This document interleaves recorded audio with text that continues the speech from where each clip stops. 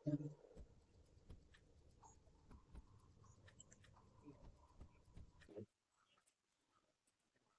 Student, हम लोग देखने वाले हैं पॉलिटेक्निक एग्जाम में आने वाले फिजिक्स के जो क्वेश्चन होंगे उसमें जो फॉर्मूला लगते हैं वो क्या है।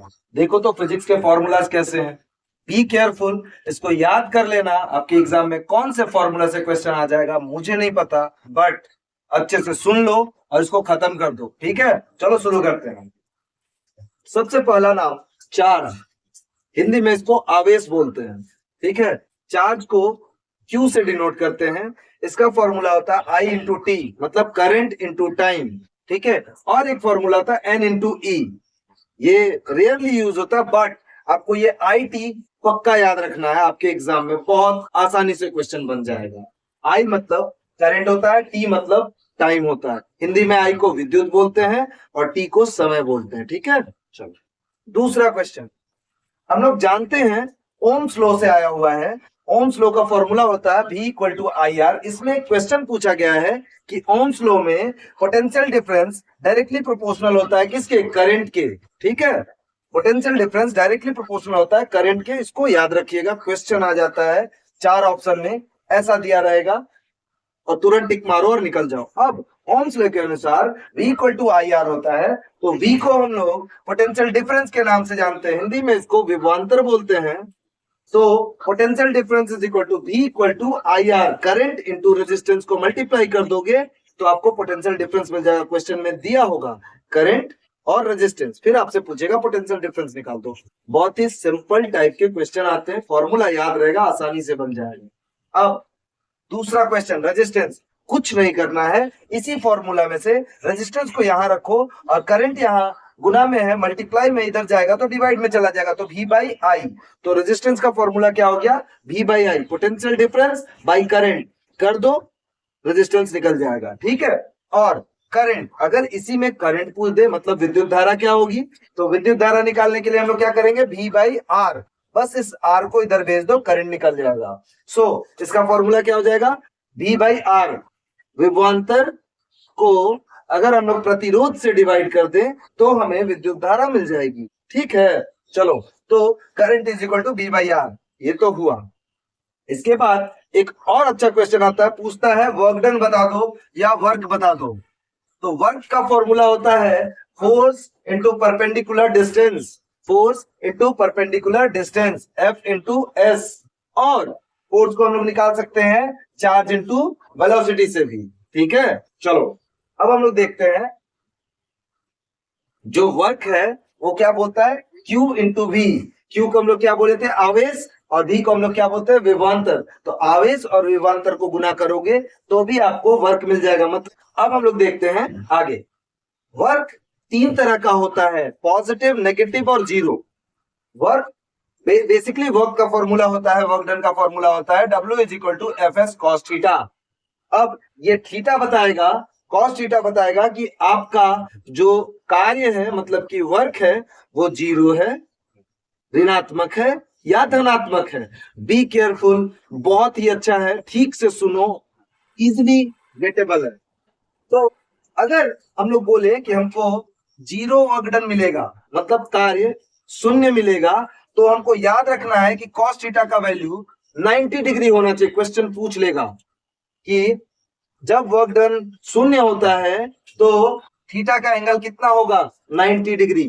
तो कॉस 90 डिग्री जीरो हो जाता है, इसलिए पूरा वर्क डन क्या हो जाएगा? जीरो। ठीक है, दूसरा सुनते हैं। अब ये पॉजिटिव कब होगा? पॉजिटिव कब होगा वो सुनो। W is equal to F S cos theta. जब थीटा का वैल्यू 0 डिग्री होगा तो इसका आंसर पॉजिटिव होगा, क्योंकि कॉस 0 डिग्री का वैल्यू होता है पॉजिटिव में 1, इसलिए ये पॉजिटिव होगा। थीटा एंगल याद रखो। ठीक है, last W equal to F S cos theta. अब अगर हम लोग को नेगेटिव वर्क डन मतलब ऋणात्मक कार्य चाहिए तो थीटा का वैल्यू 180 डिग्री होना चाहिए, क्योंकि कॉस 180 डिग्री माइनस 1 होता है, इसीलिए इसका वैल्यू क्या हो जाएगा? नेगेटिव, मतलब कि ऋणात्मक। ठीक है, ये था वर्क का प्रपोजल। अब हम लोग देखेंगे एनर्जी के बारे में। ठीक है, चलो एनर्जी। एनर्जी का बहुत सारा फॉर्मूला होता है, लेकिन याद रखना, इन सभी फॉर्मूला से क्वेश्चन आते हैं। आप सोचोगे एक फॉर्मूला पढ़ लिया उससे क्वेश्चन आ गए, नहीं, आजकल ना वैरायटी ऑफ क्वेश्चन आ गए हैं। आपको चेक किया जाता है कि आपको दूसरा फॉर्मूला याद है कि नहीं। तो एनर्जी का फॉर्मूला होता है पावर इनटू टाइम। जब किसी क्वेश्चन में आपको पावर दिया रहे और टाइम दिया रहे, उन दोनों को मल्टीप्लाई कर दोगे तो एनर्जी निकल जाएगा। और VIT, अगर आपको विभवांतर मतलब पोटेंशियल डिफरेंस, करंट और टाइम तीनों दिया हुआ है तो भी आप क्या निकाल सकते हो, एनर्जी निकाल सकते हो। ठीक है, अब एक और फॉर्मूला है I² RT, करंट का स्क्वायर, रेजिस्टेंस इनटू टाइम। याद कर लो इन सब फॉर्मूला को, एक जगह लिख लेना और इसको मल्टीपल टाइम एग्जाम में जाने से पहले याद करना। मैं बता रहा हूं बहुत मदद करेगा ये। फिर I² RT, करंट दिया होगा उसका स्क्वायर कर देना, रेजिस्टेंस दिया होगा और टाइम दिया होगा, उन सभी को मल्टीप्लाई कर देना, आपको मिल जाएगा एनर्जी। ठीक है, अब एक और formula V² T/R, which means potential difference का स्क्वायर कर देना, टाइम से मल्टीप्लाई कर देना और रेजिस्टेंस से डिवाइड कर देना। एक बार फिर से सुन लो, energy is equal to power into time is equal to VIT, potential difference current और टाइम को मल्टीप्लाई कर देंगे, या I² RT लिख देना, ये दिया हुआ रहेगा, इसको निकाल लेना। अगर ये दिया हुआ है पोटेंशियल डिफरेंस, टाइम और रेजिस्टेंस दिया हुआ है, ये फॉर्मूला लगाओ और निकाल लो। ठीक है, चलो अब हम लोग जानते हैं एनर्जी दो तरह का, एनर्जी तो वैसे बहुत तरह के होते हैं लेकिन मल्टीपल टाइम जो क्वेश्चन पूछे गए हैं वो इन दोनों से पूछा गया है, काइनेटिक एनर्जी और potential energy. Kinetic energy V square क्या है, half mv square, half into mass into velocity का स्क्वायर को हम लोग बोलते हैं काइनेटिक एनर्जी। क्लियर।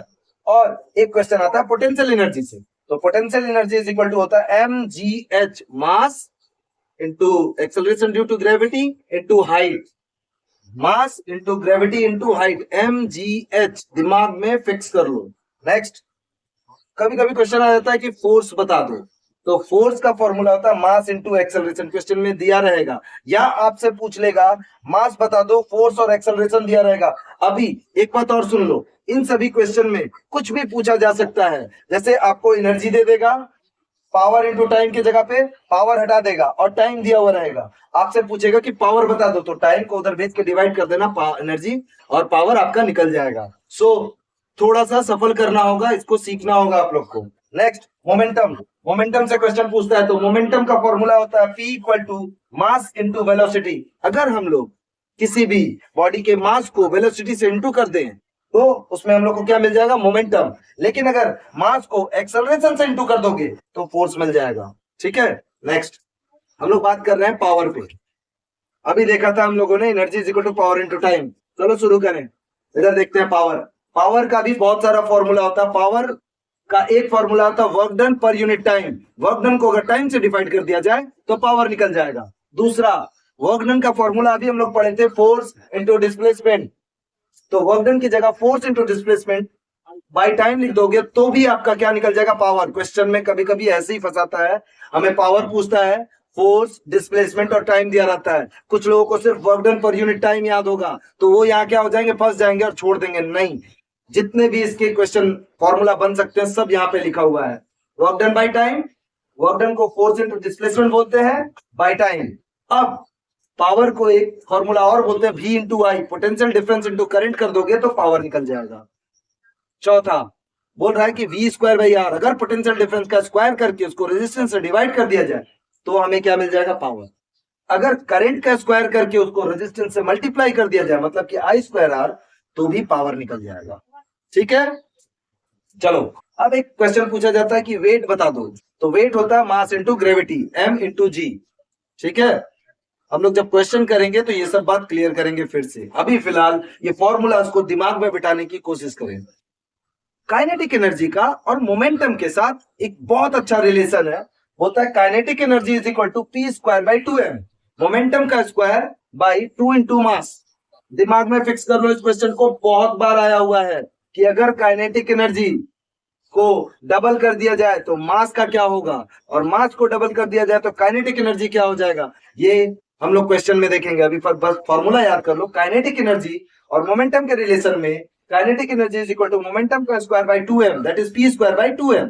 और अगर मोमेंटम को देख लिया जाए तो मोमेंटम इज इक्वल टू इसका स्क्वायर उधर जाएगा तो under root 2m into kinetic energy.